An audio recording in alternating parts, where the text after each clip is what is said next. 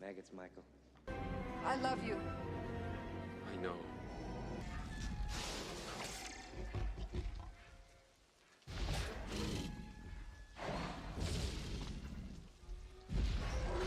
I can go slow ahead. Come on down and chum some of this shit. What? Oh, just some scary movie. You like scary movies? Uh-huh. Hell is this? This is for Brody.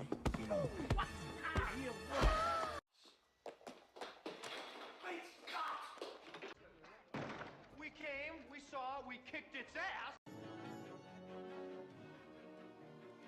Beetlejuice. Beetlejuice.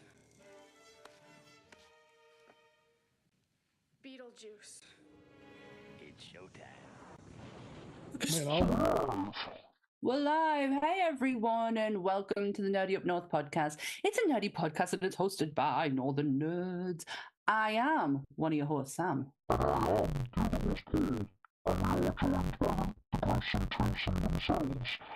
Hey. Oh! You've been giving Sonia a lot of shit. A lot of shit on the promo stuff tonight. I'm loving it. I'm out.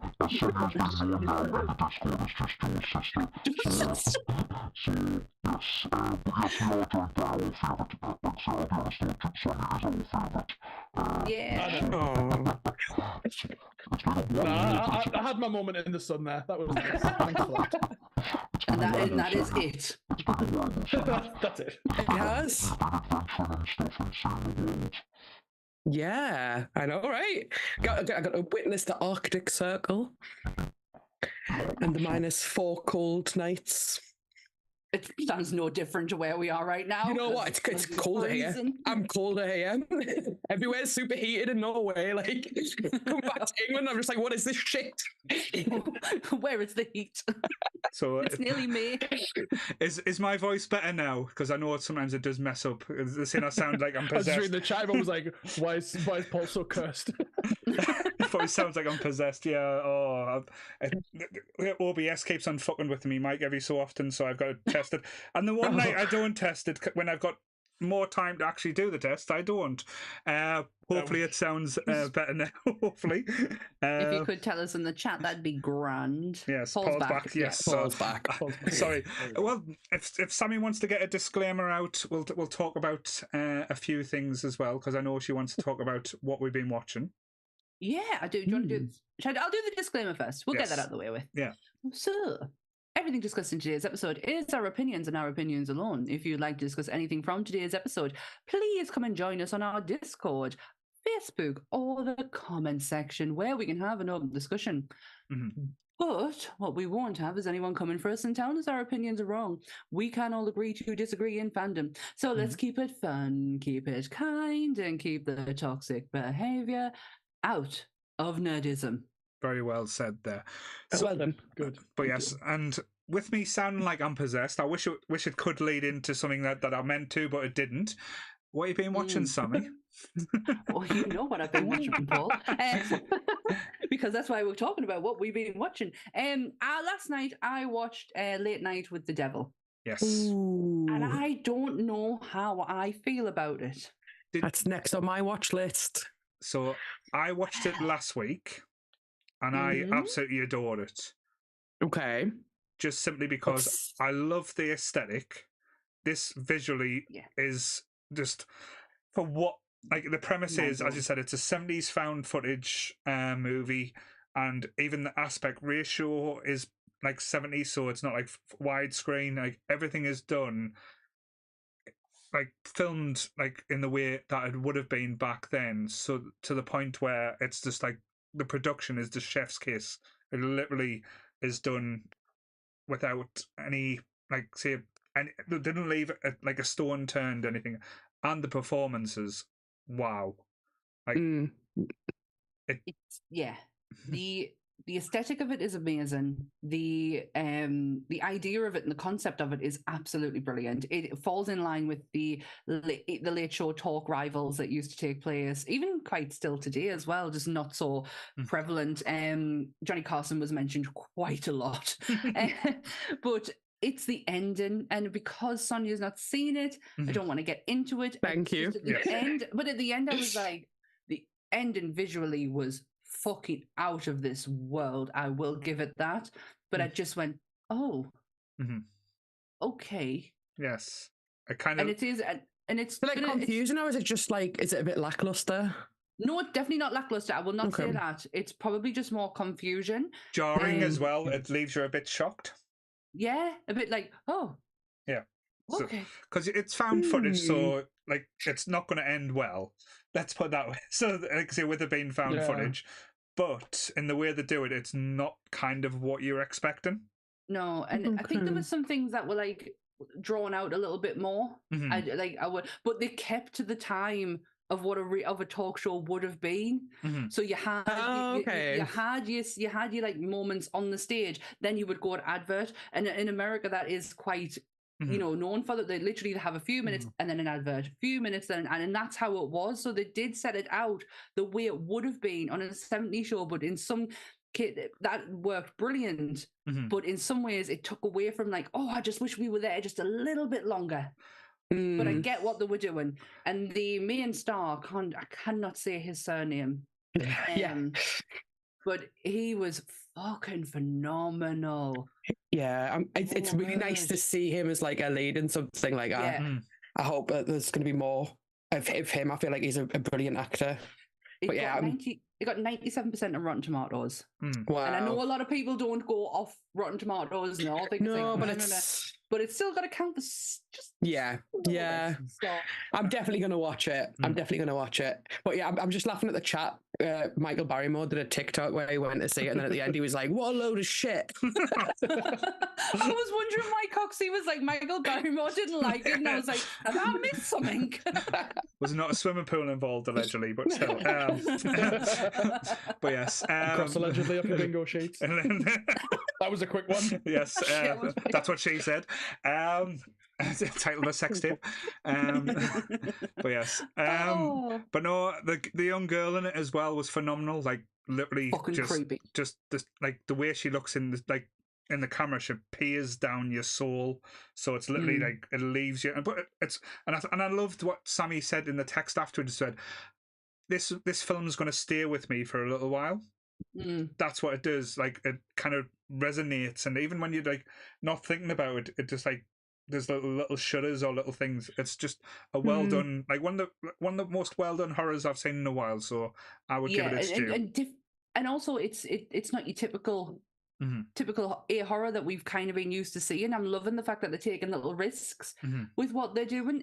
I'm just happy that it kind of like is getting American Psycho out of my skull, because I need that movie to disappear.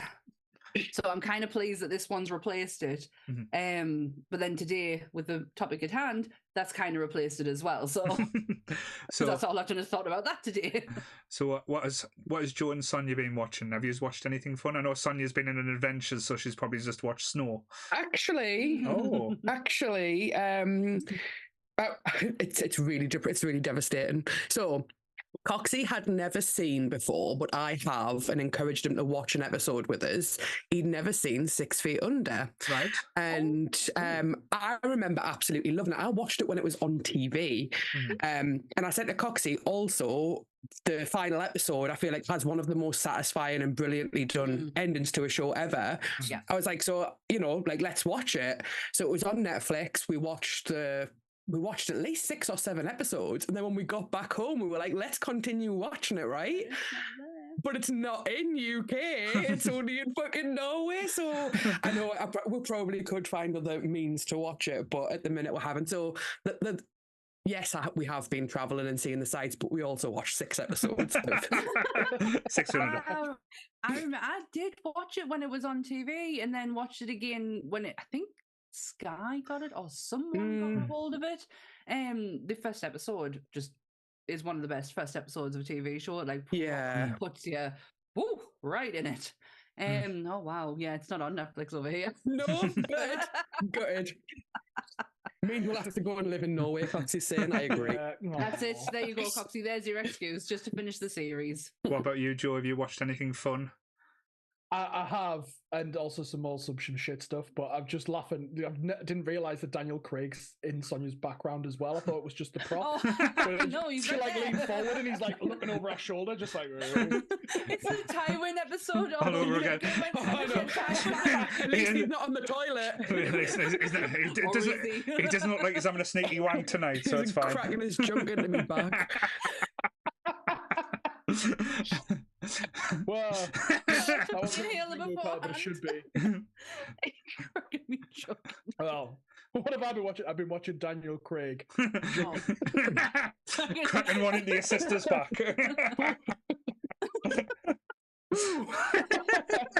How to get? We don't need Graham to be demonetized. No. Oh, we can definitely get you demonetized if you want. Okay. Shit. What have I been watching? I've been watching. I've been watching Malcolm in the Middle. All right. Oh, nice. Juxtaposition from cracking one episode back to Malcolm. It absolutely is. Family friendly. Wow, that's something. It's a throwback because obviously I've been watching X-Men '97, yes, which you guys talked about a lot last week, so I'm not going to go back into it. Mm-hmm. But saying that this was fucking wow, yes. It started off. Are we still doing spoilers? Are we not? I don't care now. It started off with the funeral, yeah, and I saw Beast carrying a coffin, and I just fucking lost it straight away. Yeah. I was like, "Fucking hell!" I had a filler episode and everything, and I still wasn't prepared for it. No. Ugh. So yeah, I've been absolutely loving X-Men '97. Absolutely fantastic. Phenomenal. But because I've got Disney Plus, I've just been exploring what else is on there. Malcolm in the Middle. Malcolm in the Middle, yeah. Like sling that on while I'm like having me tea or something, and it's just good to just switch off and just watch something silly and fun. And I forgot how much of a fun show it was. I mean, it was so long ago. It's like it's aged really well as well, hasn't it? No, there's no. There's no timeless. Bits, there's no bits where you cringe or think, because I think it's just like that family dynamic does never die. It could be the same family in the 40s, 50s, 80s, 90s to 20s. It would be the same kind of reactions as well. But the characters are so fucking amazing. Oh, Halman is absolutely brilliant. But I always find it funny, the scene with the mum where she's in the shopping centre and she realises that she's got time. Oh yeah. She's like, what do I do? What do I do? Standing with it's Octavia Spencer. She's standing. Yeah, it is. It is. And I've got time. Like Octavia's like, how do you manage that? Like, I don't know. Is that the episode where she gets a massage? And she's really calm. She's really zen. Really, really zened out. He's actually in the Australian I'm a Celebrity at the moment, and oh my god, he is such an lovely and endearing person. He has nothing bad to say about his time on Malcolm. He does have some things to say about the industry, but he was very sheltered from a lot of the industry, and that was really down to the cast and crew of Malcolm in the Middle. So protective of them boys. They were like, no, we're not going to let Hollywood taint you at all. And Bryan Cranston especially became like this on-set father figure, and he's just got it's lovely hearing him talk about it, because it sounds like you get these kids who just don't have the best. We think they're having the best of time when in actual fact they're having the worst of times. He doesn't come across like that, and it's so lovely to hear. I would just want nothing but nice things for that boy. He just comes across lovely. It's supposed to be going to be rebooting it or something as well. There was talks about it. Oh, really? But even Frankie Muniz, isn't it? It's called. Yeah. Frankie Muniz. He's supposed to be involved with it or something in the production. So, that would be fun. But it'd be interesting. Do you remember that time we all believed that he had like loads of strokes and was like? That was so weird. What a weird time. It's like Frankie Muniz has like severe brain damage and has like memory loss, and then he went on Steve-O's podcast and he's like, yeah, no, it's just because I was young. I can't remember a lot of it. Like, I'm fine. It's like, all these rumors that I like had a series of debilitating like strokes is just completely made up. And I was like, I believed it. I was devastated. I was like, what a poor lad. See, that's what happens when people don't use the word allegedly. Just alleged strokes. Alleged stroke. I've been watching two things. So I've started watching it, but I don't know if I'm going to finish it. That Baby Reindeer. Okay. I don't know if I'm going myself to watch it. I've just been getting the Spark Notes on TikTok, basically. Yeah. I've never heard of any of the shit you guys is talking about. Oh, mate, it's massive over here at the minute. It's just one of those things. It's kind of the more people are talking about it, the more people are reading, because the first episode was interesting, but how realistic and real it is, I'm like, no, because I see you watch stuff to be entertained, and you watch stuff to, like, I know there's true life stuff, but when it was that close to the knuckle, I was like, I don't think, like, say, I can get enjoyment out of this. But it's someone laying their trauma out. Yeah. For us all to see, and I get where he's coming from. Kind of like it is almost therapeutic for him, but at the same time, that's still his trauma, and everything that's coming out around it as well. Especially with the fact that Martha is being found, and she's set up a Facebook account where she's just still going off on him right now. It's like it's triggered so, and I hate that word, but it has triggered so much. Bringing this back up again. I just don't know how healthy it is. I know. I don't know. Maybe I'm wrong. Like just because I've not watched that's my sense as well. And I feel like because he's been really vocal about the fact that he didn't want that to be found. He was like, we've gone to great lengths to kind of hide people's details and protect their anonymity. But like, he must have known. He must have known people were going to figure it out. Like, they literally went to his Twitter account, went back to the time of when this apparent happened, and saw all of her messages to him that was public, not like in the public domain. Everyone can see it. Saying things that she says in the show. Yes, like, it's clearly her.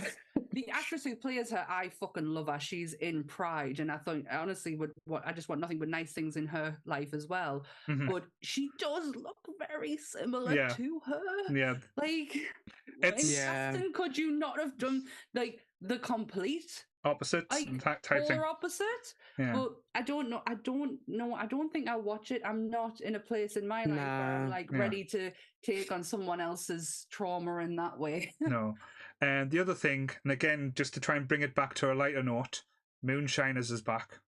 Oh God! What? It has returned after the mid-season finale, and I've made a mistake. I've left me moonshine downstairs, so I don't have it here. I would have a drink, but it is fucking gorgeous stuff. Honestly, moonshine is the best. But basically, I'm not going into too much detail. But Tickle has come up with this brilliant idea, because they've got all this moonshine that they need to try and get across the country to sell, and the police keep on pulling them over and stopping them. So what they've done, they've got a flatbed, and they've got a broken down car that they've hollowed out the insides and they've blacked out the windows, and they're going to put the moonshine in the hollowed out car and look like they're towing the car across the country rather than towing the moonshine. Now, Tickle, you're going back to jail, son. Sorry. Tickle. My God. Well. But yes. Fucking done it again. But yes. Little bastard. The little bastard. But there's a lot of goings on in Moonshine. Like poor, like the two old blokes have just had $10,000 worth of moonshine stolen out the back of the van. So they're not very happy. What? Yes. What are these people playing at? Yes.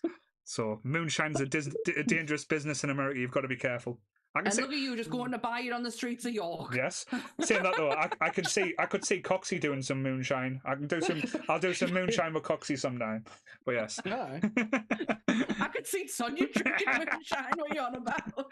What? Me? Tell you How what, good as gold. There's two flavours I've tried so far. The sour cherry and the blood orange is absolutely divine. I have got a passion fruit one there in the fridge as well. So yes, but that's my moonshine talk over. But moving on, I'm not going to even try and do accents because. Oh no, come well. I've been practicing all week. Me too. But it hasn't been Daniel Craig's. I've been trying to do one to appease my Office fans out there, where there's been a murder in Savannah. What?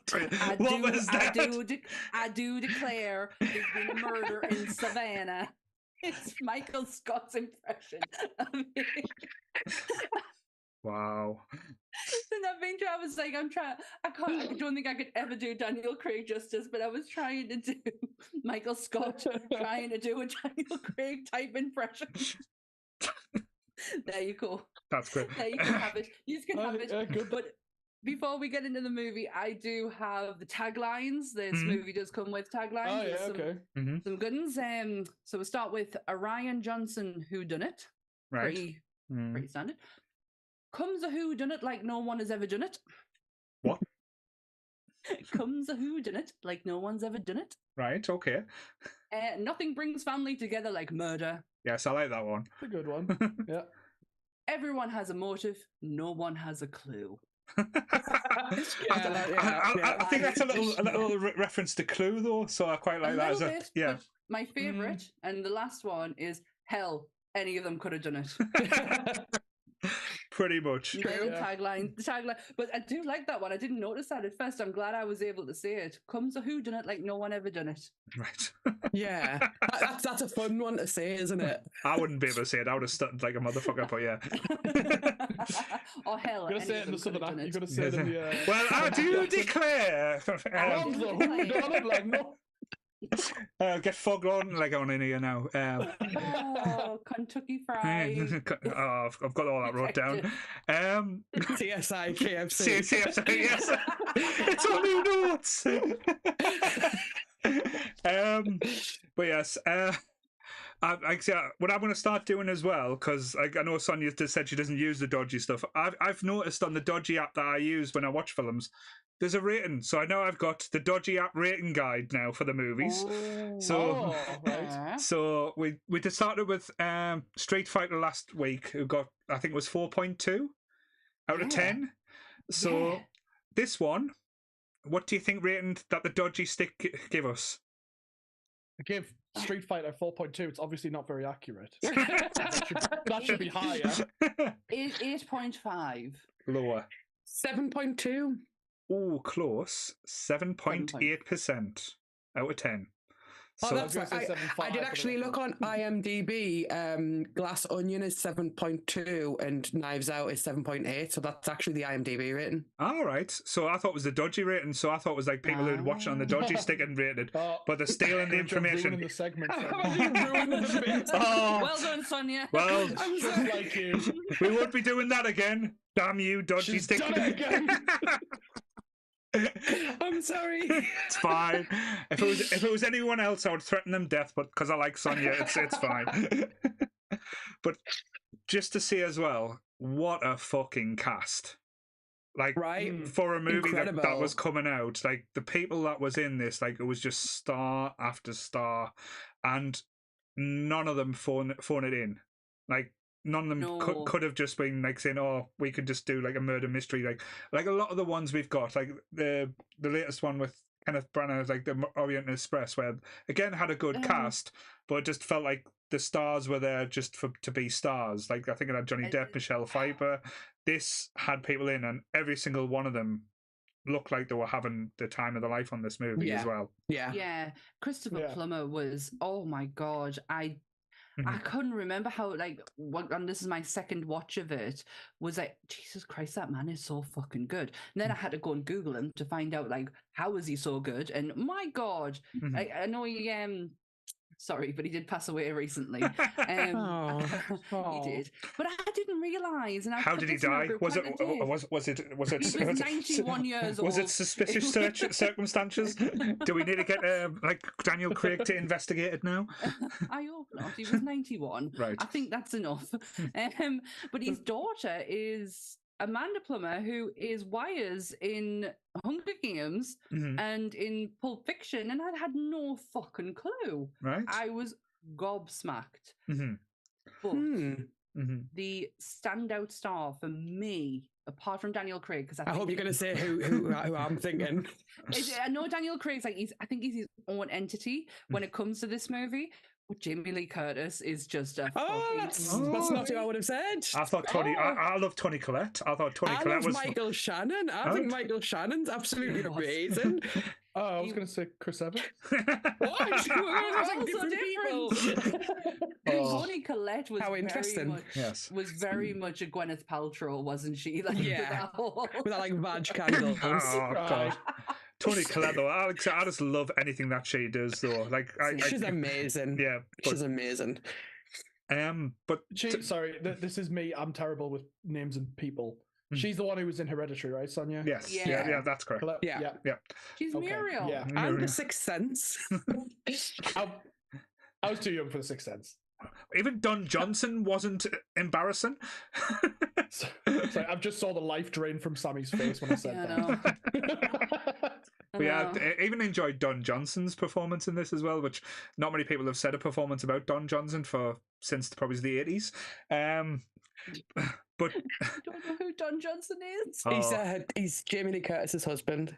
Oh, is that who that was? Yeah, he's a big 80s, 90s like actor type thing. He was like in all the cheesy stuff.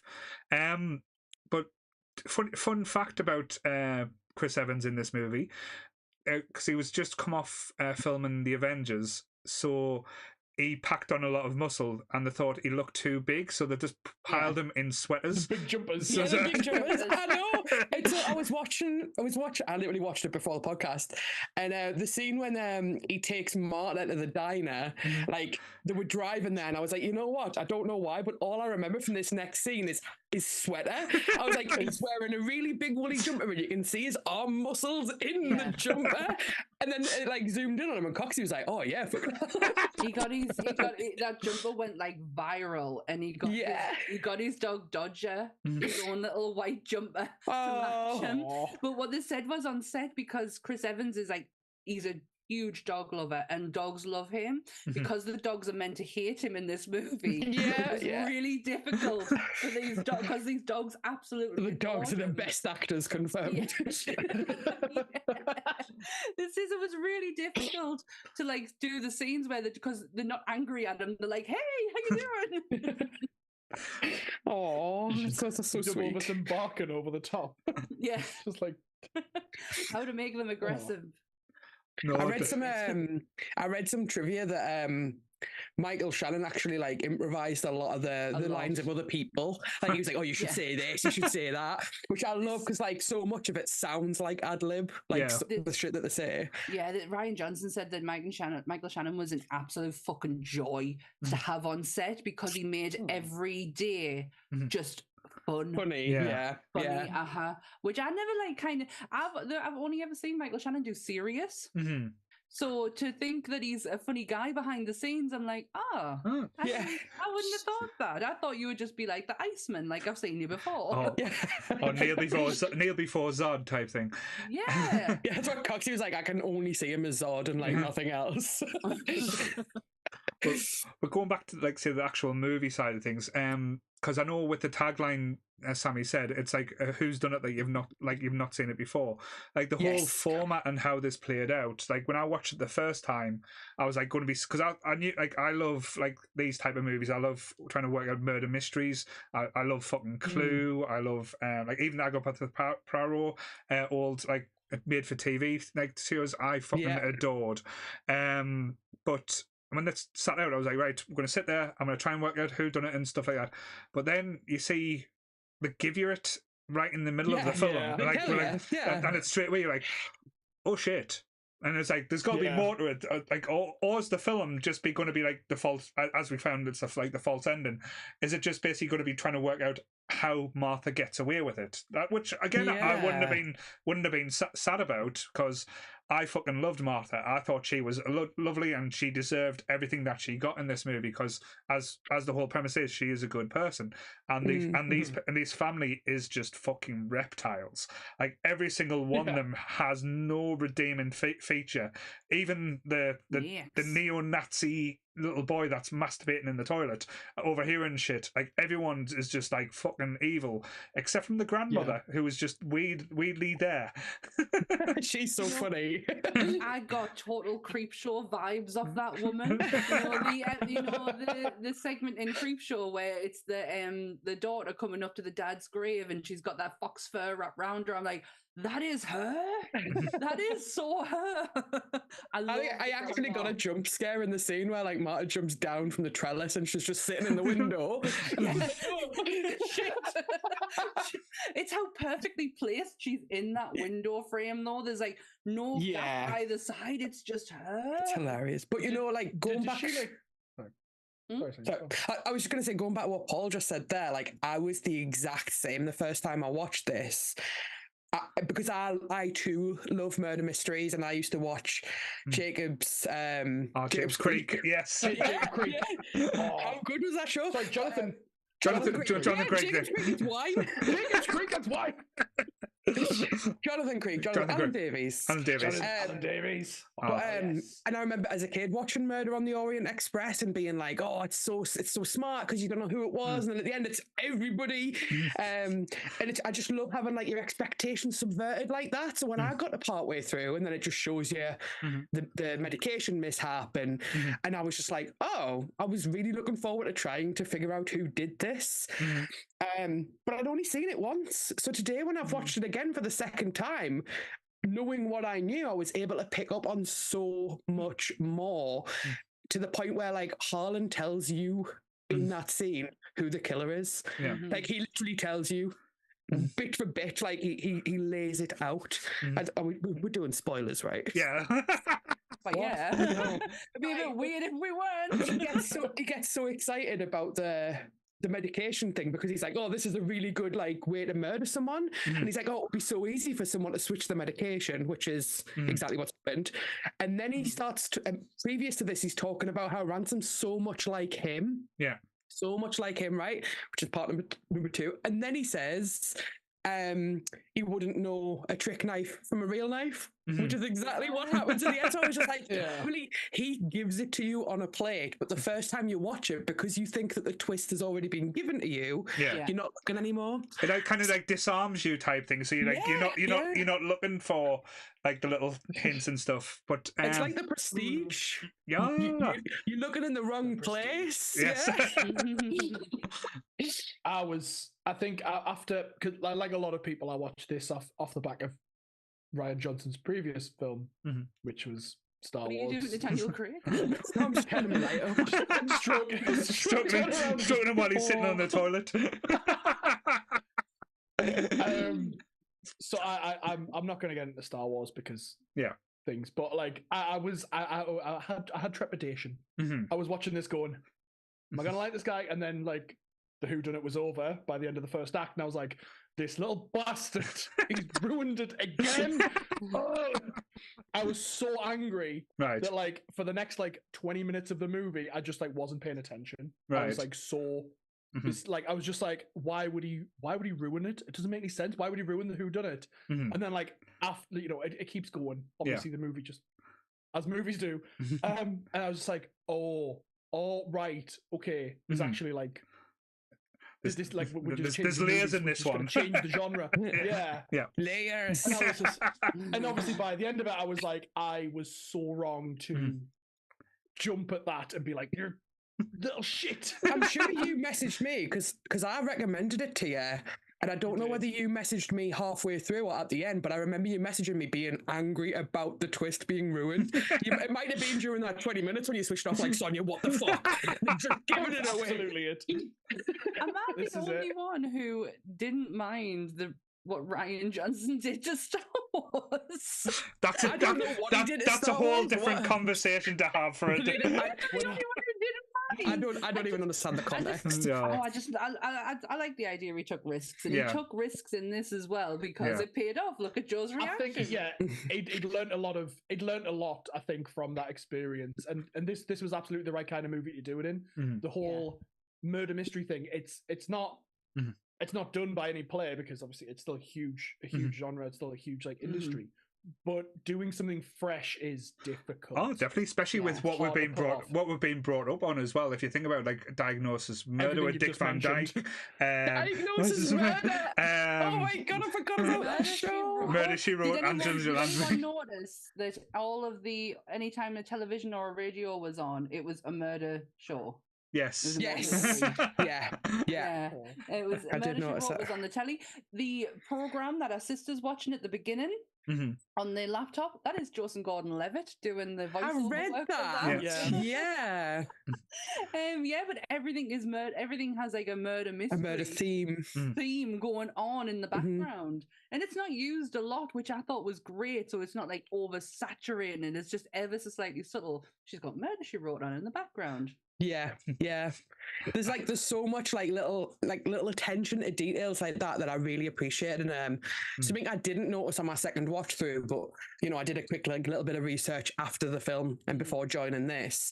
That in the scene where it shows you Ransom in his house reading a newspaper, he has a load of mason jars on his back shelf. Yeah. And then in a later scene, there's a jar missing, and you see that it's a mason jar thrown into the coroner's office to start the fire. All right. So it actually shows you that the jar is missing. Yeah. It shows you that it was him that did, which obviously, of course, he started the fire, but there's so many little things like that where I was like, wow, it takes a lot to put such thought into the movie that people might not even recognize or notice. Yeah. Well, as you said before, when Martha drops down off the trellis and the grandmother sees it's like a jump scare, she actually tells you as well. She says, "Is that Ransom? Are you back again?" Yeah. So it's not. It's so again. It could be just just thrown away. She's a crazy old woman. Dementia, yeah. Yeah, but she's actually telling you what happened as well. So if you're paying attention, as we are sleuths and accustomed to all these type of murder type programs or films, we should have been following it. But because he's took you off guard, he's took you out of that safe place where you're watching and looking at everything. You, as Joe said, you pissed off a little bit. You went, so now we're just going to be watching a completely different movie. It's so cleverly done and well done as well. And with the cast that you've got, there was not a misstep or a missed beat, because a lot of them can be vulnerable or quite when it comes to Michael Shannon's character when he corners Martha in the corridor, how imposing he is, and starts being quite sinister till he makes the wrong wording, and then she kind of flips on it. It's just so clever done. And it's one of those movies as well where you've got action movie stars, you've got Bond, you've got Captain America, you've got Zod, and it's all dialogue based, and that's so cleverly done, and again, just well done in my eyes. We've got the whole family with us tonight. Sonia and Joe's mum's just joined. Oh, bless her. Welcome. We'll get Sonia's mum on the podcast soon as well. she was supposed to be here for the Army of Darkness podcast, but she talked to us that week and went, "I never got the notification. It never went live." And I was like, "I definitely did." And she was like, "On Twitch." And I was like, "They don't do the podcast on Twitch, ma'am." Oh, bless her. So today I made sure she had the right link. Yes. Hi, Sonia and Joe's mum. Hi, I like mums. Hi, mum. Hi, mum. But yes, not being creepy. If you did want to get her on the podcast, she absolutely loves end of the world films. All she watches is Volcano, 2012, Day After Tomorrow. That's her bread and butter. Oh, but why would you watch 2012? It's because she loves films that she can go, "Oh yeah, right," too. People act really stupidly and what are you doing? Your husband's just died, so you're going to reconnect with your ex, mint. It's the end of the world. Does take about two minutes on screen. It's crazy. He's just drowned, saving everyone as well, and she's just I'll get back with my ex. It is the apocalypse. Anyway, but yes, I digress. No, it's fine. I was quite lucky as well, because I didn't see any of the trailers or anything leading up to this movie when it was released. It was just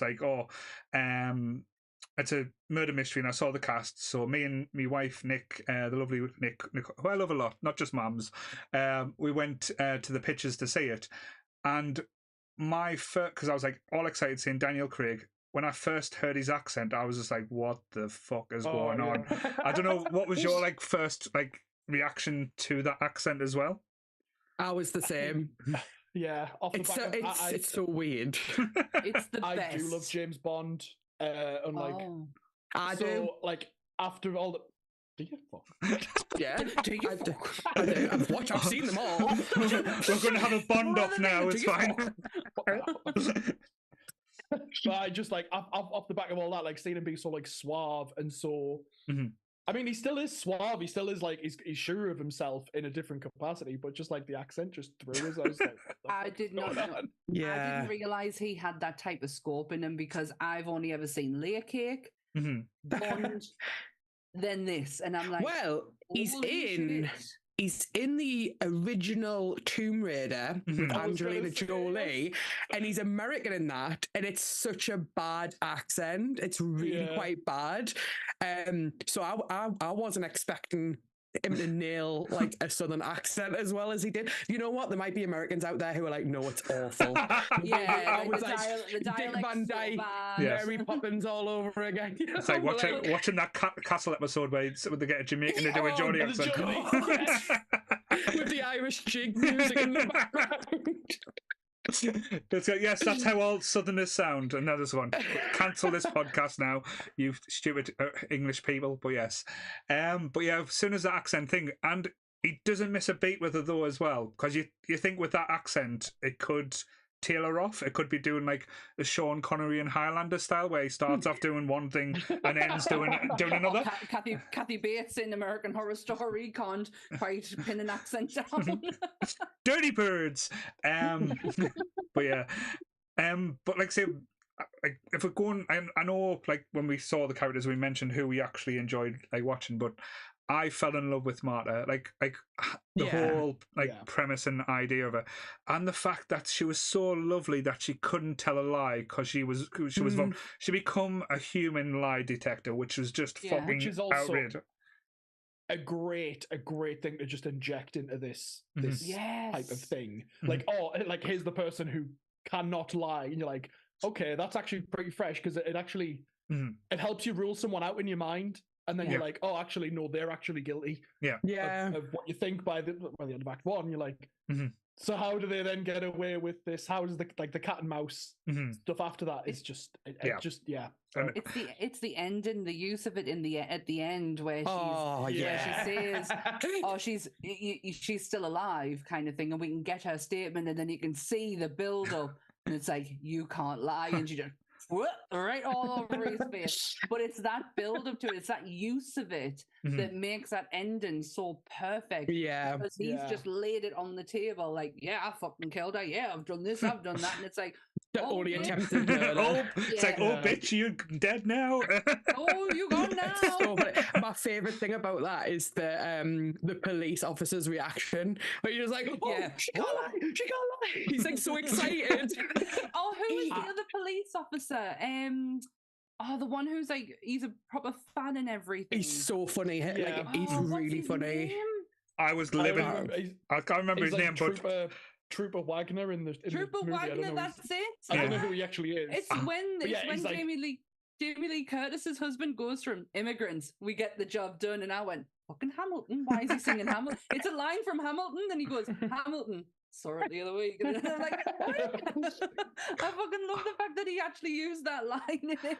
But the thing is, though, I fucking lived for that other police officer just simply because he was basically us, but on screen, and everything. Like, said when the other cop was like, say, trying to interrogate them and like saying, "Oh, I was good. Have you read any of my books?" And he was like trying to be all cool and say, "No, I'm not really reading." And the other guy went, "I love them. Yes, this book is a bit." I was like, "Oh man, he's fanboying out. This is great."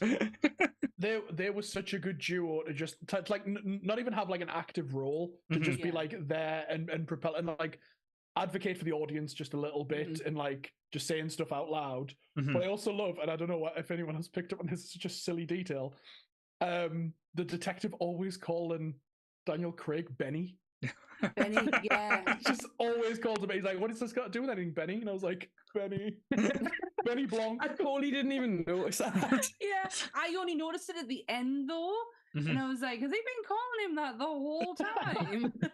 Tell you what, though, like, say, he must have some pull, though, in like, say, to keep a case open, because you know how police officers now are just like, all right, this is shut and close the case, move on to the next thing. But he, like, as you said, if he did it like that, we wouldn't have a film, so of course. But the fact that he had the pull to keep it open, but I just love these scenes. Like, one of the ones I wrote down as well is like, physical evidence can tell a clear story with a forked tongue. I was like, yes, I like that.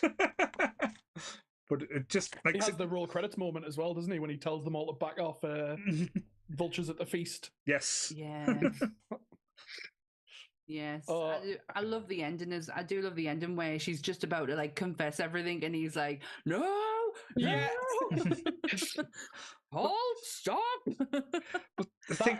that segues nicely into something I've got notes on, and that this film is great at not putting it in your face, the details that you miss, and it's great for second view, and like Sonia said, like you spot stuff, and they don't like. There's not a moment where someone says something and then it flashes back to that scene and goes, "Hey, did you see it? Did you spot it?" They just leave you to go watch it again. You'll spot it next time.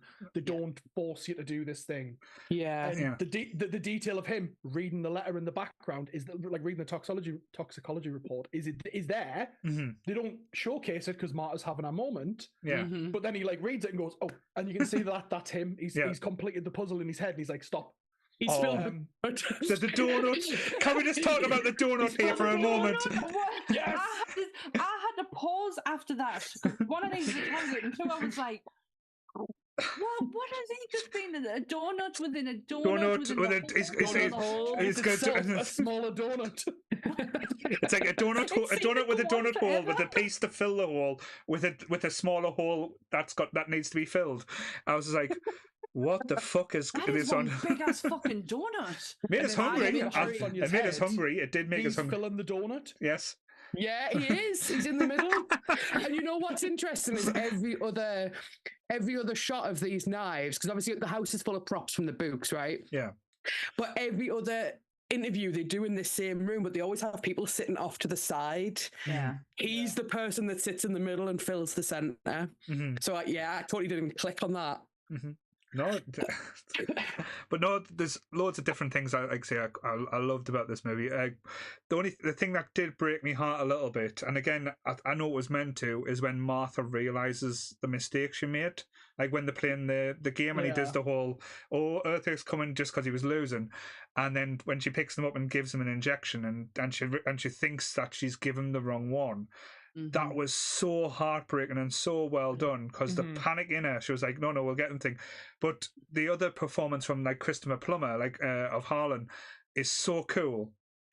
He realizes in that moment, he's like, right, he's like, we can't do this, and all he's got in his thought process is like, it's not like, because me, I'll be like, oh shit, I'm dying. He's like, how do I protect her and her family, which is just so lovely, and it shows you like say that like how much of an amazing guy he must have been, because like remember as well, this is the night he's taken his whole family to task. He's went to town on literally everyone, which was just beautiful, and because everyone got the just desserts, and that's where like you build up to each one of them's motives.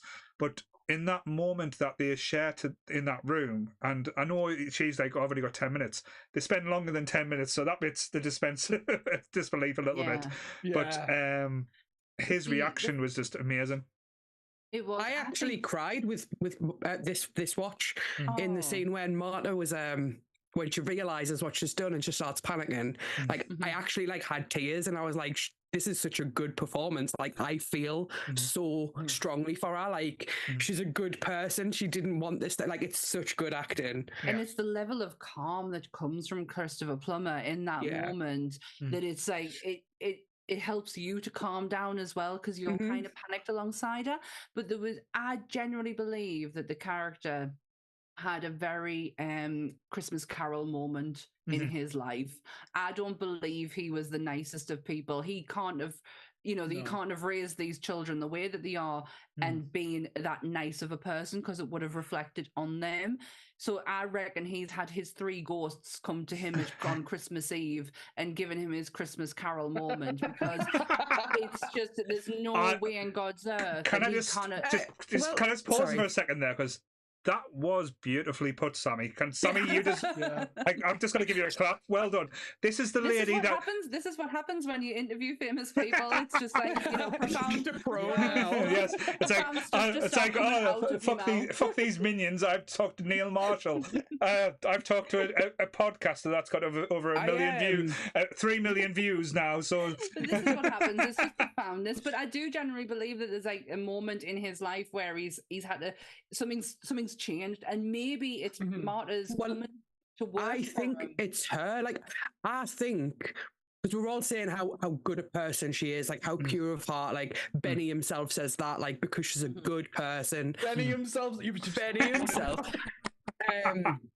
And maybe that just speaks even more to her character. That like I think we're all in agreement. He probably hasn't been the nicest person. No. Look at what he's raised. It's like he's close to her, and has she rubbed off on him? Yeah. Is that why he's made these changes? It was clear he saw her as a confidant because he told her everything. Yeah. And she's a friend as well. Yeah. The granddaughter, she had a relationship. She out of all of them, the granddaughter is not the worst one. No. Yes, her grandfather was paying for her tuition, but she genuinely had no idea that her mom was as broke as what she was. Yeah. And then she was devastated when she had to make that phone call to Marta, and Marta was like, "No, I get it. I understand. I know what position that you're in."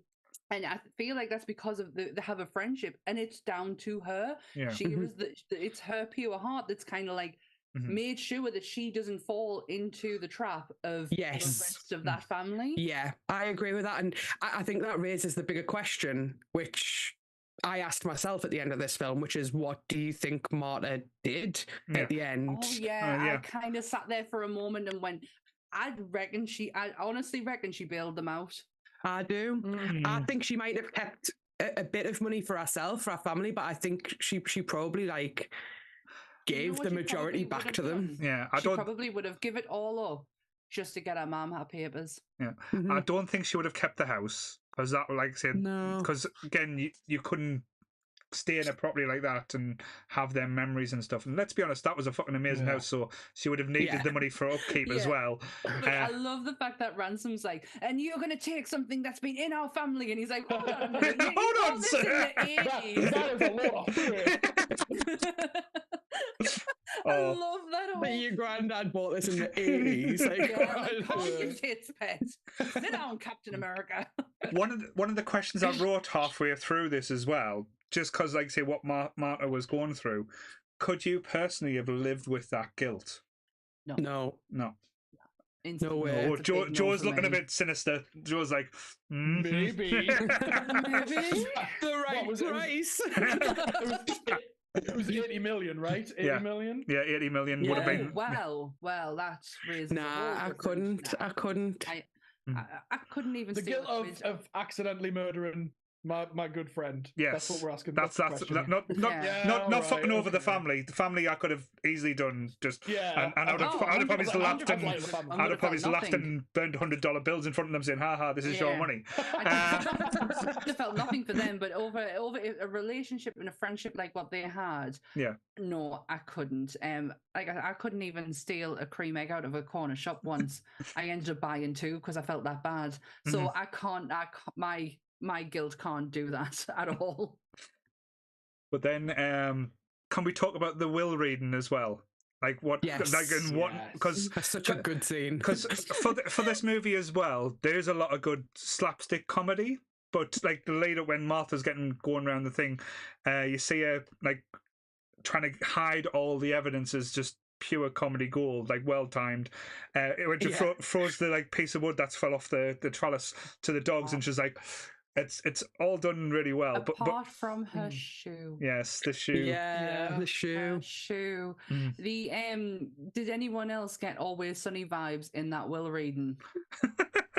Kind of, yeah, I know what you mean. Because they start arguing back with the guy who is literally reading the will, and it's like, he has no control. She's like, you tell my ex-wife she's a bitch. Well, I can't, she's dead. And then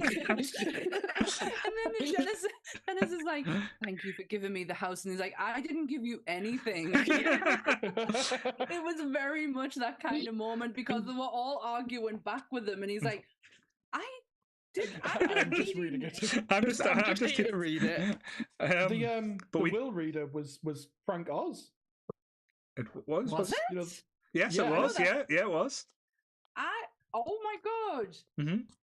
We've got an oh my god moment. That should be on the bingo. It's only because, like, obviously Trading Places is one of my favorite films of all time, and he's in that, and I instantly know straight away, oh my god, that's Frank Oz. I didn't see it.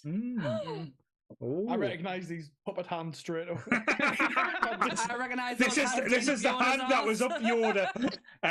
Going like this, hello. The sleuths in the audience will know that I don't recognise people. I looked that up. I watched a video. Someone mentioned that it was Frank Oz, and I was like, "Oh shit, was it?" Oh, everyone was impressed. Because if you listen to it in Trading Places, you can hear certain voices very distinctly. But in that, I couldn't even. No. Oh, he hid that very well. Yeah. No, doesn't say a lot. But like I say, with the Will reading, it starts off with the worst fight ever between Don Johnson and Michael Shannon. Like they're slapping each other is just hilarious. But when he walks in, let's say Captain America, shall we say, and he's the most smuggest twat in that building, and everyone's Biscoff biscuits. Get in. So funny. It's like his shit-eating grin is just so funny in that scene. Like even without knowing that he's like, you know, kind of the culprit, or he's responsible for it, like he's still just so funny. He's so good. He's just there to be entertained by like how shit his family are. Well, like at this moment, he knows what's coming though, so that's why he's arrogant. Is it? But when he walks in and Michael Shannon's just going at him, and he's just sitting there just eating these biscuits and he just turns around and just goes, "Eat shit, you eat shit, you eat shit, and definitely you eat shit." And apparently, the first "eat shit," because he says it to Toni Collette, was meant to be "fuck you." Right. And it was going to be the only one "fuck you," but because Rian Johnson was like, "I'm trying to like, yeah, I'm really fucking trying with this film. Maybe we don't throw an F-bomb in there." And that's when Chris Evans just went, "Eat shit." Eat shit instead. It's like, I watch with the subtitles on because I have a little bit of hearing problem. And there's like one of the subtitles when like they're outside of the room is just like, "I will not eat one iota of shit." And I was like, "You said that?" It's Michael Shannon. It's Michael Shannon. "I will not eat one iota of shit." It just reminded us when I watched Star Wars Force Awakens with the subtitles on, and anytime BB-8 came up, it said "Merry Christmas." What? Dear me. So we're there, eat shit and BB-8 now, but all right. Just reminded, just like a memory kind of unlocked me every time BB-8 came up, one boop, boop, boop, boop, and he would say "Merry Christmas" across the screen. Well, now he's going to say "eat shit," so that's fine. That would be amazing if he said "eat shit." I love Chris Evans in this scene, though. It's very much so different to the Chris Evans we've seen over the last few years that it was like refreshing to go, "Oh, there he is!" Like, that's him. There's that's Johnny Storm. Yes, there's the guy from Scott Pilgrim. No, he wasn't that much of a douchebag. No. Or what about he's in. Throw back to the last podcast. He's in Another Teen Movie. Yes, he is. Yes. Jamie's got a gun. When he comes out with a banana split. Janie Briggs got a gun. You gotta run away, run away. But again, like, I fucking love that film. Dear me, we've went off the royals completely now. Sorry. No, it's fine. No apologies. Here's the best thing about that scene, though, like just his absolute delight. Well, there is a line like after that, quite that had me in fits of laughter, is when Martha gets read out in basically, she's getting everything. That is a short. That's not going to be a long discussion. And the grandson just turns around and just goes, "Were you bonking my grandfather?" And just everyone's reaction is like, "Ooh!" I was like, but for some reason it just broke us a little bit as well. Like you're bonking. That moment as well, when Jamie Lee Curtis just flips. Yes. And she turns around and she's like, "You vicious little bitch." I was like, whoa. There was the Laurie Strode coming out of her now. And like that's it. That's how quick it is for these people who've just been like rallying around now going, "Oh, don't worry. We'll support. The second that they're not the ones getting the money, they're just like, knives out. This is it. They're like, every single one of them's in it for themselves. Yeah, 100%. And not one of them invited her to the funeral because everyone turned around and said to her, "I voted for you to come." Yeah. And every one of them said exactly the same thing to us. So that meant nobody invited her to that funeral. And also Jamie Lee Curtis' husband kept handing out plates. Did anyone else notice Oh that? yes, I noticed when they were talking. He literally just like he's having a conversation about immigration, which is like really like really inappropriate anyway. But then he hands her the plate because as if he she's thinks the she's help. the help. Yeah, like oh and she's a god. trained professional nurse. Yeah. Like, and we found out how good she was as a nurse as well, though. That's the thing. Yeah, I love that. I don't know why, but I absolutely love the delivery of him telling her. It's because you are a good nurse. You're not just a good person, but you're an excellent nurse. Like, she knew the difference. She felt the difference. Foxy's just made a good point. Nobody knew where she was from either. Yes, yeah. Sorry, Joe. Fucking Coxie. Coxie pointed that out. It was when Chris Evans, towards the end of the film, when he says, "You Brazilian." And Coxie was like, "Why does no one know where she's from? She's from Uruguay. She's from Ecuador. Like, Colombia." You never actually find out, do you? No, where she's actually from. No. It's obviously not Brazil because she speaks Spanish. Yeah. Her and her mum speak Spanish, so it's definitely not Brazil, but you know, you've got all the other Spanish-speaking countries to contend with. Fuck's sake. I didn't notice that detail until the second time round when I watched it. And obviously it just goes to speak to like how shitty these people are. They don't care where they don't care. She's from one of those Latin Americas, just one of them. Yeah. All right. No, Sorry, I didn't. I just saw it and I was like, yeah, I didn't either. I was waiting for Sonia to finish her point, and I looked at the chat and saw Coxie. I was going, "You bastard! You've taken this from me." It's like Chris does it. Fault, Sammy. Chris does it every week, though. When I'm about to say something really poignant, Chris will say it in the chat. I'm like, I can't say it now because Chris has just made it sound even better. But say it anyway, and then just go, "Oh, sorry, Chris, I didn't notice you." No, I'll never because Chris is wonderful. Chris is my favorite nerd, and I love Chris. Chris is my favorite. What's going on this week? Did you leave the bet? No. Nice. Chris is perfect. Chris cannot be matched. Chris is just like the minute you start saying Lord of the Rings is a good film, we know someone's taken over him.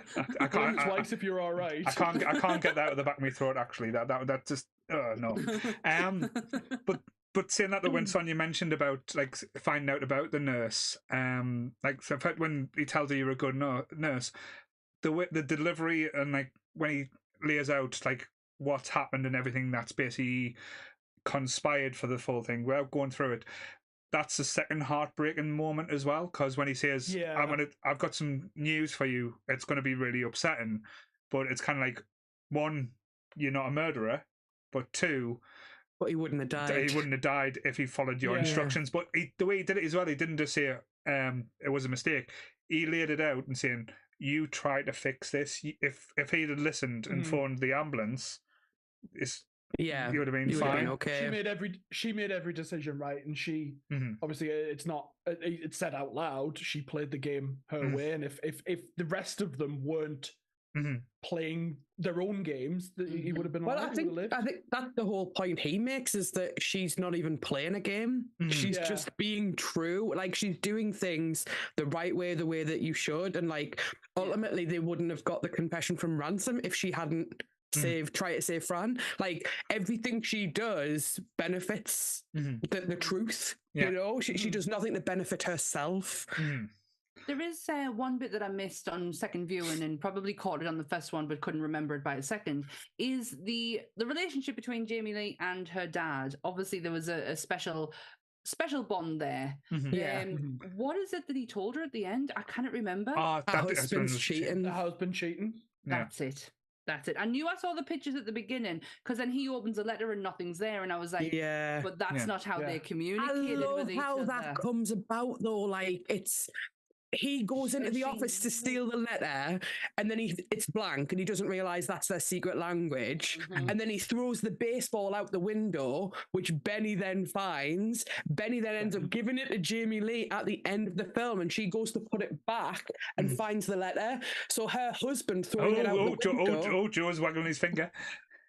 Benny throws it for the dog after the dog gives him the trellis piece. The dog is then next to Jamie Lee, and she pulls it out of his mouth, and she goes, "Oh, why is the dog got this?" Is my dad's ball. But put it back where it belongs. What I'm saying is, ultimately, her husband throwing that ball leads her to the truth. Yes, to find the truth. If he hadn't done that, she probably wouldn't have got in. It was the fact she knew exactly what to do as well, straight away, just like lighting a cigarette, underneath it. And I noticed a bit that I missed the first time, where she stood in her room and she's like, I keep expecting this to be like one of his games. She's holding loads of letters as if she's been going through them, and they've got scorch marks on them. Yeah.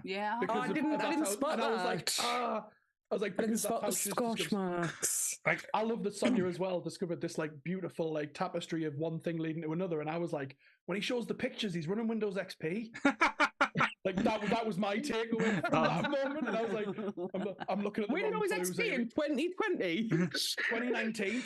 I was like, he hasn't even changed the desktop background. What's he doing? He's got all these millions, and he's just still running XP, man. Get a new laptop. Once you're comfortable, if you're writing, like, to be fair though, if I wrote like $1 million book, I would not change the laptop. I would not change a thing. It would be like everything. That was it, wasn't it? Yeah. All right. Paul's explained it away. The only other thing I noticed that was like a background thing is that at the beginning of the film, the picture of Harlan, he's stony faced, and at the end of the film, he's smirking. Right. Yes. Which I hadn't noticed the first time around. There's like so many little things where I was like, holy crap, like. It's so, like I said before, so many details that you might never notice. And I'd love to hear like Ryan Johnson be like, oh, well, actually, there's still 7 things that no one's ever pointed out. That, you know what I mean? Yeah. Like, just how much more is there? It'd be like was it a Haunting of Hill House where you're spotting all the ghosts going through and that type thing?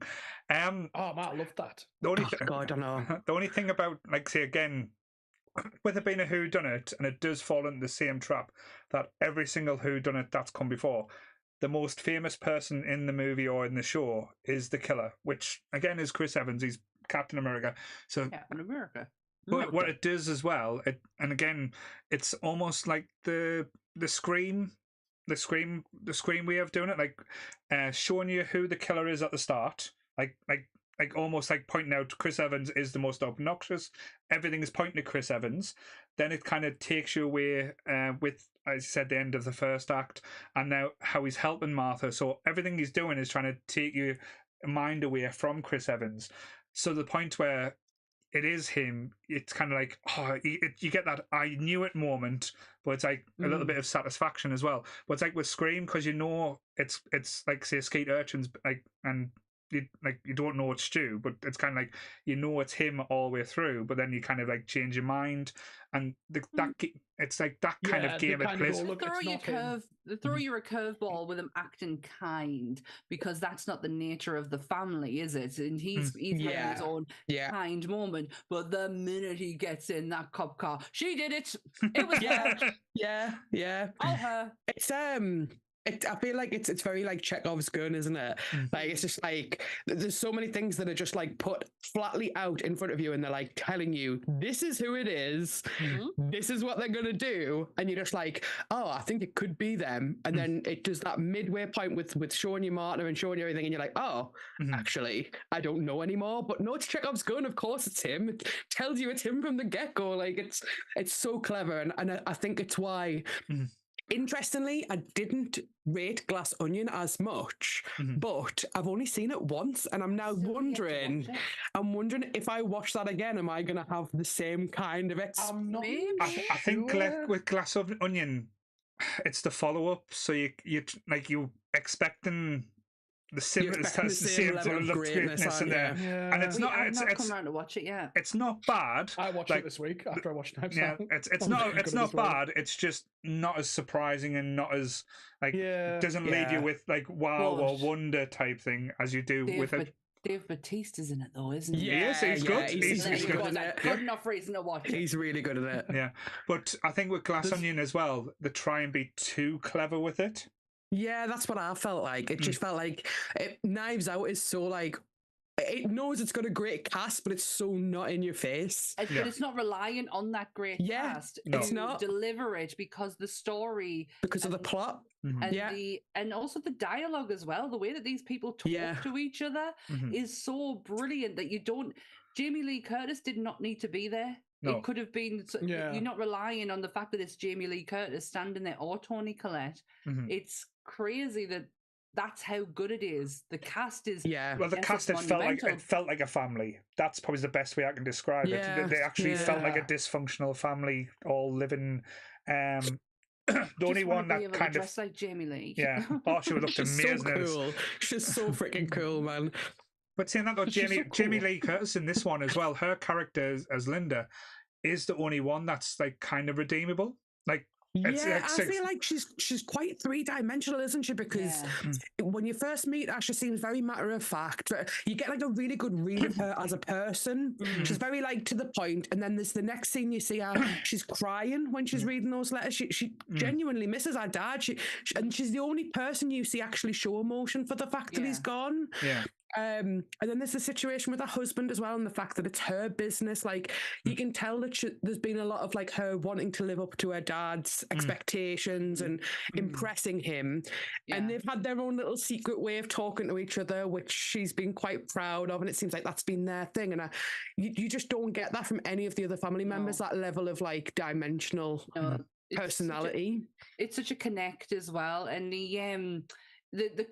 for me, it was I picked up on who she was when she gave Marta that cuddle. It was the way she cuddled her. It was like, oh, kiddo, and it was like, oh, like I get it. I for some reason, I don't know. There's something about that. Like I've had that cuddle with family members before, so I kind of like get who she is. I don't know if it's just because I love Jamie Lee Curtis and like anything that she does, I can't think of her as in a bad way, even when she's a bad person. So I kind of want her to be see the best in her. To be an asshole.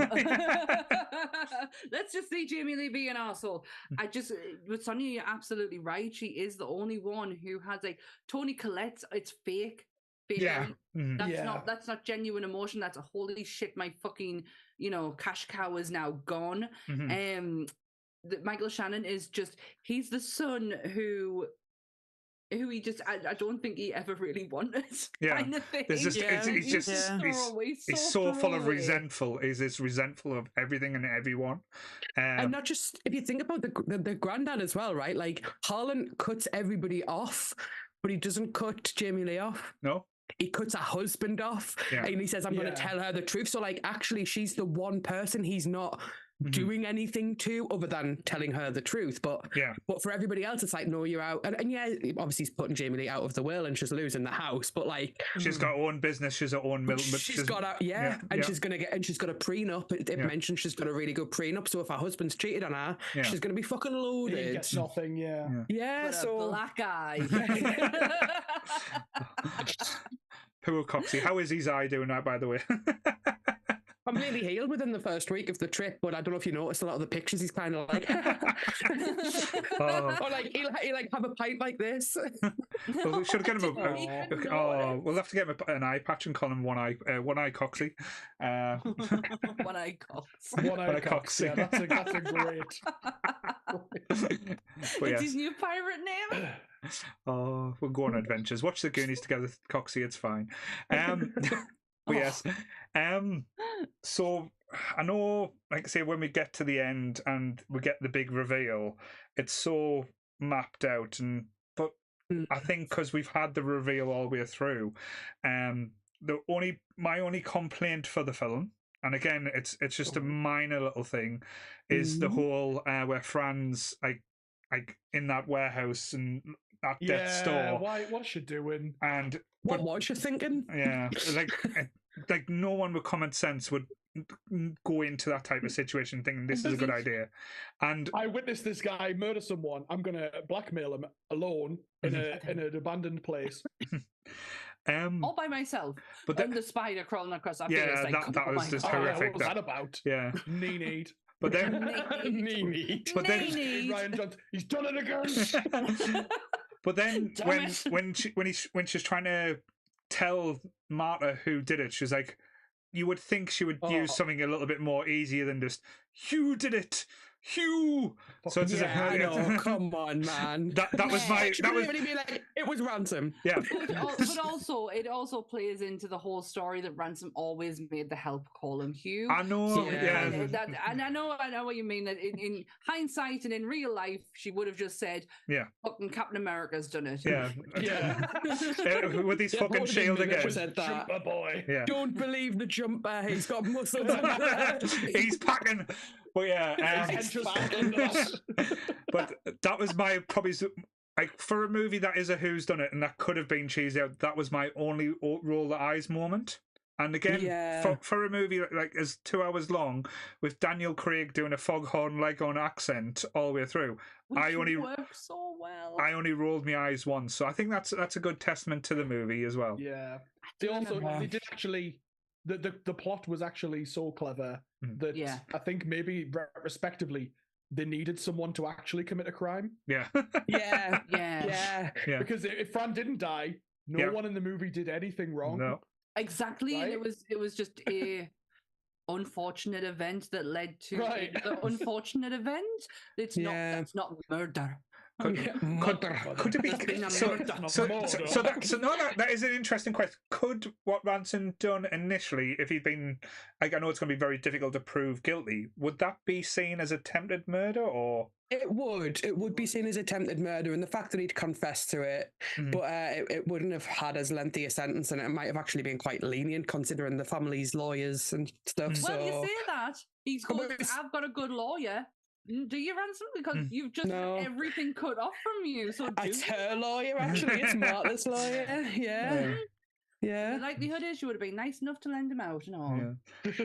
And I did feel a bit sick as well when he got sick done when he opened his mouth. And you can see chunks on his lip as well. It's so chunky. Just wipe yourself down, man. Don't open your eyes. Don't wipe. Use your jumper. Your jumper.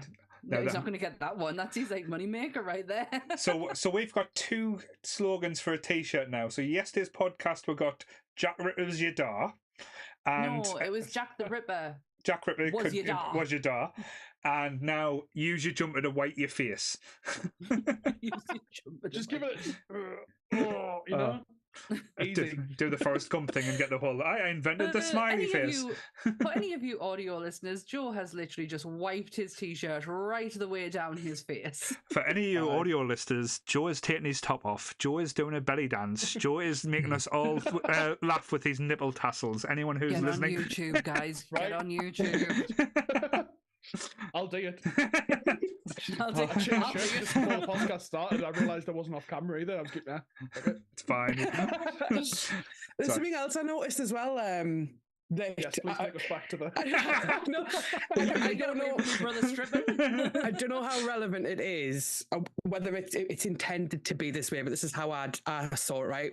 In the scene where Fran is taking Harlan his morning breakfast and coffee, when she finds the body, she almost drops the tray, but then catches it and goes, "Oh shit!" I loved that. And I was like, you know what? In every single film like this, they always oh, and they'll drop everything. But it showed that she was good at her job because she corrected it. She caught the tray. Did you not notice the mug? Yes. My house, my rules. Yeah, my house, my rules. It's given to him at the beginning, and at the end, it's the mug she's drinking out of. Yeah. But yes, it's just tiny little details like so that. Good. No, it was a well-written film. So again, just to wrap up as well, cause I know, like I said, we like to do our little ratings now. So as Sonia has now blown up the dodgy stick rating for me now. So invite us back now. I'm in it with you. To be fair, I would have used 2 on every fucking week, without a doubt. So what would you rate this movie out of 5? So we've already had a conversation about me and ratings, Paul. It's either a 1 or a 5. If I don't like something, I give it the lowest possible rating. If I like something, I give it the highest. I'm gonna have to say it's a 5 out of 5 because I'm shit at being objective. It's really well written. It's got a fantastic cast. It was probably better on the second watch. It's packed full of detail. Yeah. I can't fault it. I really can't. So yeah, 5 for me. Cool. Joe? I'm gonna go 4.5 because I still feel like there's just parts of it that I feel like it is overloaded. There's stuff that's just there's stuff in there that's just not necessary, and I've said it now, and I can't think of any examples. So something in my head is saying there's something that bugs me about this. I don't know what it is. Would you come back to us in a couple? Would you have thought you would have enjoyed this if it was a 3-part TV special or something like that? No, just with the length of cast and the people that was in, just to give everyone's moment to shine a little bit more. No, because I would have just been itching to get to the end. Like, Yeah, just fucking tell us. Get to the point. Get to the point. You know. Fucking love. I absolutely love in this entire genre the sit down accusatorium bullshit. Like I fucking live for that shit. Yeah. Why does he start taking his like clothes up and that? Like, why has he took his tie in? Why does he do any of that? Sorry, I know we're in the middle of the rating section, but let us derail us entirely. What's he doing?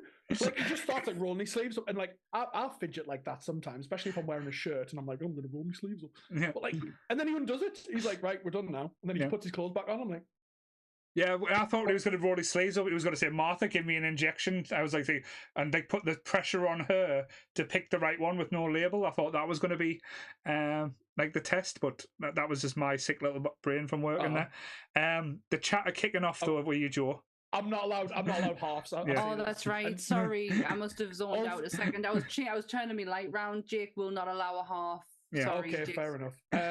I'm gonna round up. I'm gonna go 5. Right. But also, I did. Nice. Jake did tell everyone this week. Remember to acknowledge your significant others if you are, in fact, watching the podcast. Just a little bit of advice he put on the Discord because apparently people are getting ignored out there. So right. Hi, Coxie. My wife doesn't watch me, so it's fine. Yeah, my husband doesn't watch me either, but he's just outside that door. He can hear us. So if I'm going to acknowledge my other halves, hello, Sammy's mum. Hello, Molly. Hello, beautiful Chris. There's. Who is he? A cat on me hike today just came right over to us and just like wanted some fuss. Did you not and I was want to like, steal I'm it? blessed. Oh, I absolutely did. It was so cute, and I was just like, "Oh, cat's come over and say hi." Yeah, so thinks he's thinking about it. But yes, he's having a think. What about you, Sammy? What would you give it? 5. 5. So this is probably going to be the first movie that we are doing all giving it a 5 because as Sonia said, I can't. There's nothing I would change in this movie. It's a dark shadow on the screen now. We can't see it. You can't see him. No. But yes, I cannot see him. It's one of those rare movies where, because normally when you watch it like a Who's Done It and stuff like that, you say, "Oh, I would change this," or "doesn't need to be in there," or anything. I know it was a bloated film with the cast that had to be as long as it is, but it works and it has everything that you want. It's got real drama, it's got comedy, and it doesn't take itself too seriously as well. Like when Chris Evans realizes that he stabbed her and it's a fake knife, he's like, he's just like shit. I was like, oh shit, and I ticked. Yeah. Asshole. And you do get a satisfying ending as well because it leaves it open, like questions you can ask for saying, "Oh, what did she do? Did she help?" But you don't. It's not answers that you want to know. It's kind of like you're saying, you just I'm fine not knowing. Yeah, it's like the smugness of it, just sitting there going, "I've got the better of you." But all 5s for this episode. Not this episode. This episode. Well, if you want to give us a 5-star, please go out there and give us a. The crew, Sarah saying the crew got all 5s, didn't it? I can't remember. I had COVID. I can't remember that episode. Yeah. He was very poorly on that episode, but I do believe you're right, Sarah, because I don't think anyone would have dared not to give all 5s for that episode. Yes. I don't think we rated the crew, did we? I can't remember. I can't remember much on the crew episode. I just remember trying to... Honestly, Paul, do you know what's happened between then and now? I know. A lot. The stars are formed, but yes. But yes, there's nothing really much more I can say about the film. I fucking loved it. It's brilliant. It's so good. I watched Glass Onion as well, and that is good. And I was going to drop some knowledge on that just a little bit because it does tie into this, but I'm now not going to because Sammy said she hasn't watched it and it will ruin the ending. Cool. Oh, I'm sorry. Maybe no, it's okay. No, maybe in a bit's time we could revisit it because this is such a different movie. Like we've done within what we've been when we started doing the movies. This is kind of like this is probably one of the most up to date ones we've done. Upmarket ones, like sophisticated ones. So it would be nice to actually revisit and do the second one to like kind of compare. Maybe. What I like about this movie, have you ever seen that like cross section where it's like for smart people about smart people and it's like for dumb people? Oh yes, yeah. Like that. This is a smart movie. This is like this is a smart movie, and I absolutely love just the way that it unravels. And yeah, I think my low rating earlier was because of how I reacted the first time I watched it, which had nothing to do with this movie and everything to do with Star Wars. Yeah, which is just unfair of me. And like that's I'll work on that. Do you know what? I've just thought of something else as well, right? You know when I said Marta's not playing a game, but Ransom is. When she's playing the checkerboard game thing with Harlan, he says, "How do you always win?" And she's like, "Because I'm not trying to win. I'm trying to make a pattern." Right. Yeah. That's literally how she ends up winning out the day, basically, because she's not playing a game. She's making a pattern. And that pattern is of being a good person. And that's the perfect note. That's the perfect note to end this, I believe. It's a donut. It's the donut. But yes, I'm gonna eat a donut right now. I know, yeah. The ones we got the other week were absolutely unreal. Oh yes, I did enjoy maybe that. we could try and do the donut effect in other episodes. Can we fit, the donut in any other things? Yeah, the donut effect. Yeah. Oh well, that was such a fun episode. Laughed. I can't get over how much I've laughed during this episode. Oh, it always happens when we've got the naughty brother and sister involved. I am really pleased you didn't introduce us as, and now the least famous people we've had on this week. It's Phil and Lil. Oh, to be fair though, Sonia's kind of famous, so. What? Oh, yeah, I get an email every time she comes on Twitch, so you know what I mean? That's got to mean something. Yeah, Twitch. Thanks. Hey, I've got 2 subscribers on Twitch now. Get the fuck in. One of them, Sonia. To be fair, though, I have to say I'm very happy. We have hit 5,000 followers on Instagram today, and I haven't showed and I haven't showed one breast on Instagram, so that's always a good thing. Not one breast. Free the nipple, which is quite difficult with Instagram. But yes, that's been a hard slog getting that out to 5,000. But that's probably down to having Neil Marshall and like I say, and Katie on the Katie's post just fucking blew up. I have never getting so many notifications on Instagram. I was like, what about? Oh no, it's not me, it's Katie. Yeah, tag Katie and something, and it just to do with me. Like that girl is just on fire with anything that she does, literally. But I think she was doing a gig in Manchester last night. But any of the nerds who haven't watched it, please watch last night's episode. It was so much fun, and seeing Sammy meet a new best friend and me just feeling quite awkward in the corner. She will never replace you, Sonia. But when they start talking about true crime, Jesus Christ, like the it knowledge. Wasn't just true crime, it was death. The knowledge. It was like the second she said autopsy, I saw Sammy's face change. It was just like no, it wasn't just autopsy. It wasn't just autopsy, Joe. It was child autopsy. I saw you comment, and I was like, "Oh shit!" I didn't know someone picked up on me look there. You were like. But yes, for audio listeners, she leaned in and she was like, "Tell me more." It's like, tell me more about these child autopsies. Yes, that's a lovely segue into the audio for that episode. Will be available on Tuesday, along with all of this week's audio. But tomorrow night. Oh my gosh, tomorrow night for Monsters, you guys are in for a treat of watching my head trying to unravel American Psycho. It is one of the hardest movies I have ever had to talk about because I genuinely still, to right now, I'm still questioning everything. And you'll hear all about it tomorrow at our new time of 8 o'clock on YouTube. I'll be there. That means I'll actually make it home. It's like one of my favourite films of all. It's probably in my top 10 films. Do you know what? It's because of the effect that it's had on us, making us think. It's done its job. It really has done its job, and I don't want to make sense. I don't want to make you ill or worse, right? But I highly recommend the book or the audio book. I don't think I can, Sonia. I really so don't messed think I can. I read it on the beach on holiday, and I remember at one point I slammed the book shut, put it in my book bag, and I was like, "That's enough of that." Just don't watch the sequel. The sequel is terrible. Well, we do talk a little bit about the sequel within this episode, but I'll admit it was one of the hardest ones to do because I just didn't know where I was. And there's one moment in the episode where Dan throws everything that I thought that I was picking up on this film just out of the fucking window, and it throws us the entire episode. So I do highly recommend you come and join us at 8 o'clock. I'll be in the chat as always. It'll be fun. It'll be fun, guys. It'll all be fun. Yes, and next Sunday we were going to do Adventures with Babysitting, but we're trying to change that because I'm trying to contact a few people, see if I can get a guest on for that one. No spoilers, but it could happen, it might not. But we've changed it up.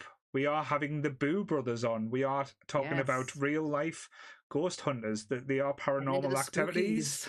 They have done some famous houses and famous places. They've done 30 East Drive as well. That's the one I was trying to tell Dan. I was like, they've done this house and it's really famous, and I can't remember the name of it. But yeah, so that was no help whatsoever to actually. I had no idea what I was talking about. No, so we have the Boo Brothers coming on. We met them at the HorrorCon. We visited. That's very nice. So if you've got any questions or anything you want to ask to them, post in the Discord. Tell us what you want. Like, if there's anything interesting you want to ask them. I'm going to ask all about like the dividend boxes are called. Is it divid boxes? Yeah, the possessed boxes. That's the one I want to have a bit of information about, because I'm always interested in that. It's going to be fun, but if you can, remember to like, share, and subscribe. Comment down below as well if you enjoyed this movie. If you didn't enjoy this movie, let us know. Yes. It'll be nice to know. Please leave us a comment. Yes, please. Please just comment on our stuff. Just comment. Just comment on stuff. Tell Joey looks beautiful. That's all we want to hear. Just anything. But also, if you can, on our audio, give us a like, give us a review, give us 5 stars, a heart. I don't know how it works on the audio side of things, but what I do know is that if you do what they ask you, the algorithm gets picked up by other listeners, and we could get more nerds joining us and joining in and having a lot of fun with us. So please do it. Just do it. And just a big thank you to Sonia and Joe for joining us. Yes, as we keep finding out, we have so much fun when these two are on. If you can follow Sonia on her not Twitter, I keep getting mixed up now, on Twitch. She is a famous Twitcher. She plays loads of scary horror games, and it's always fun. If you follow, you will get an email to tell you, so you will always be kept up to date. She will get emails, and I'm one of our moderators. I get an email possibly every Friday night. Sunbuns is now live. It was when you came back from holiday, I was like, fuck's going on now? You literally just come back. Yeah, I got back Thursday night 12:30, and I was like, I'm streaming tomorrow. And Joe is a Twitcher as well. So if Joe is one of our famous Discord creeps, is one of the creepiest ones in there. If you want to follow his if you want to follow his health and fitness kicks, please join our Discord. It is always fun. He's got an American stalker now, it seems, like with giving him all these hints and tips. I had 3 separate people the other day tell me that they'd been out walking somewhere with me to blame, and I was like, I'm so pleased that I've had like a little positive influence on people's lives. It's really heartwarming. And today I've been out and I've just logged me like the longest hike I've ever done in my life. I was like, amazing. I just wanted to touch some grass. I didn't even mean to do it. Absolutely amazing. Yep. I was more excited about the cat. Well, yeah, I've seen what you like when my cats come on screen, and that's only when you're in the comment section as well. But just to say, you're the first one to point it out. Love cats. Cats best. But just to say as well, I've noticed a few things in the chat tonight which has quite made us smile. Like Nicole, this is the first time I've seen you actually chatting away in the chat as well, so thank you for watching. Also as well, Dave Hope, you said that no one likes you. I like you, Dave. Just not as Dave, I like you. Just not as much as not as much as I love Chris. Chris, I love, and I'm just gonna look in the camera here. Chris, take the glasses off. Chris, you're a beautiful man. I would kiss you in the face, and I love you lots. Chris has got something of Paul's. He's holding it ransom. I just want to say, Lee, you can fuck off. Get in the bin. Me and you will be having words on Saturday. It's normally me getting beef with people. I can't remember what he done now. Oh, he called it backwards, you dickhead. That's right. That's right. I don't know what I've done to Lee. Honestly, he's just been going for us for ages. But yeah, we'll be having some words when I see you on Saturday. Right. So. Oh, sorry. I was just going to throw in just right at the end there because of Monsters Tomorrow. Dan's fair game for Photoshops now on Discord, everyone. As long as you use her profile picture. Just a profile. Okay. Just a profile picture. I have some adjustments to make. Anyway, right. Right. Same bat time, same bat channel. See you, daddy, everyone. Bye. Bye. Bye.